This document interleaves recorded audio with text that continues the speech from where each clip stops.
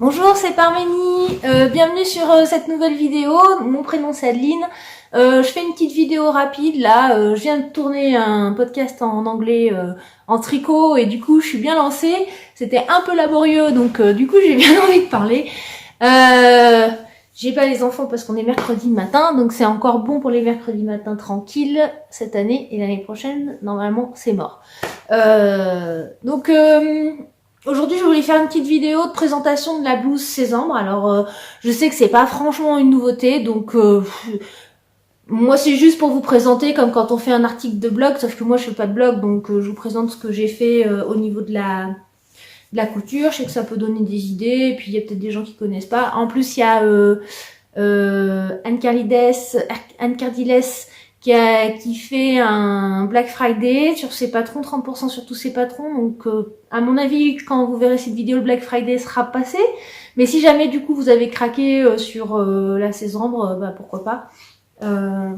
Ouais, ou alors j'essaye de le publier rapidos avant le Black Friday pour vous faire craquer quoi, hein. Tant pis pour vous, puis vous allez dépenser vos sous, mais 30% de moins. Voilà. Donc voilà, je vous présente un petit peu mes modèles. Donc la première que j'ai là, qui est la première que j'ai faite en 44. Donc là, attends. Donc le mieux c'est de vous la présenter quand même debout. Donc la première en taille 44. Donc là, Sésambre, c'est une blouse. Je vais vous montrer sur celle-ci qui est ma deuxième que j'ai faite en 42. Je vous montrerai portée après. Sur celle-ci, on voit très bien. C'est une blouse avec des découpes princesse. Ah, elle n'est pas repassée. Une blouse avec des découpes princesse. Et en fait, il n'y a pas de couture de côté. C'est-à-dire que du coup, le dos et le devant princesse sont dans une pièce. Jusqu'à la couture princesse. Voilà, avec une encolure bateau. Des manches droites, 3/4 ou courtes. Après, vous pouvez, je pense, les allonger si vous voulez les rallonger. Et donc voilà le premier. Alors, il n'y a pas de pince dans le dos. Vous pourrez envisager d'en rajouter. Elle est souvent considérée comme un peu courte. Moi, j'aime bien. C'est la longueur que j'aime bien avec le devant. Donc, la particularité aussi, c'est les empiècements arrondis. Le devant est plus court que le dos. Moi, la longueur me convient justement du fait qu'il y ait ça. Après, s'il y avait avec des pinces dans le dos, ce serait pas mal. Une encolure bateau, pour moi, c'est un petit peu près du corps. D'ailleurs, pour ma troisième version, j'avais creusé un petit peu. Et puis, je me dis pourquoi pas, si je faisais une autre version, faire un petit décolleté cœur ou en V. Moi, j'ai mis une parmenture que normalement, c'est un biais, mais moi, je préfère les parmentures personnellement. Donc voilà, une petite blouse toute simple dans un tissu polyester vintage que j'avais acheté sur même pas dans des puces couturières, je crois un vide-grenier, voilà, qui est très moderne et passe partout. Hein. Donc la version 1. La version 2, donc 42, parce qu'en fait à l'époque où j'avais fait, j'étais un tout petit peu moins ronde et du coup les épaules, je trouvais qu'elles tombaient un peu en 44. Bon, il se trouve que maintenant, le 44 me va mieux que le 42. Sachant qu'au niveau des mensurations, je fais plutôt un 46. Maintenant, c'est vrai qu'à l'époque, je faisais peut-être plutôt un 44. Et donc, j'ai rajouté un passepoil dans la couture. Le passepoil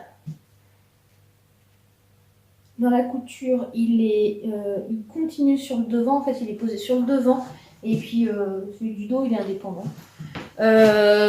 Franchement, ça se coud très bien, c'est assez rapide à coudre. Les parmentures, par contre, il y a plein de gens qui sont surpris que les parmentures tiennent pas toutes seules.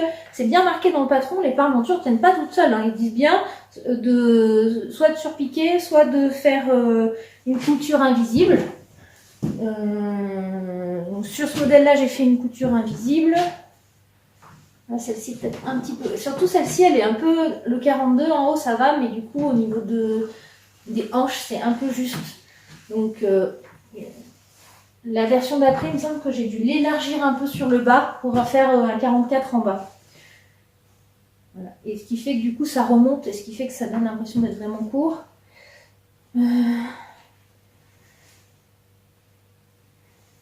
Celle-ci, j'ai surpiqué en fluo la parmenture en bas. Voilà.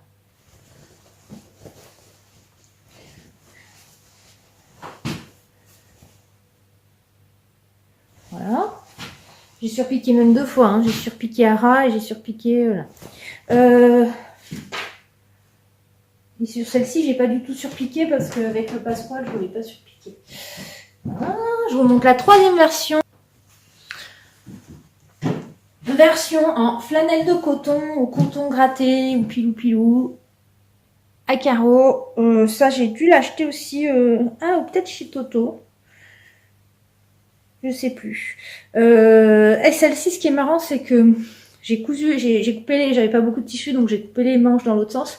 Et j'ai mis les manches sur le bord de la laise.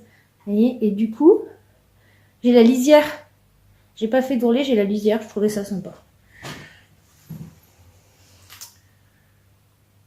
Voilà. J'ai pas fait spécialement de raccord parce que moi, entre les manches et le corps, je trouve qu'il n'y a pas vraiment besoin. Et surtout que c'est pas... Vous voyez, ça fait pas le raccord... Si j'avais le raccord là, je l'aurais pas là. Puis en fait, avec les carreaux qui sont pas symétriques, de toute façon, c'est pas très grave. Après, vous voyez, quand j'ai les bras pliés quand même, mes 2 manches sont quand même alignées. Quand j'ai les bras le long du corps, ça va. Ça fait quand même les raccords. Et sur les côtés, j'ai tellement bien fait les raccords qu'on voit quasiment pas la couture princesse. Ce qui est quand même presque dommage.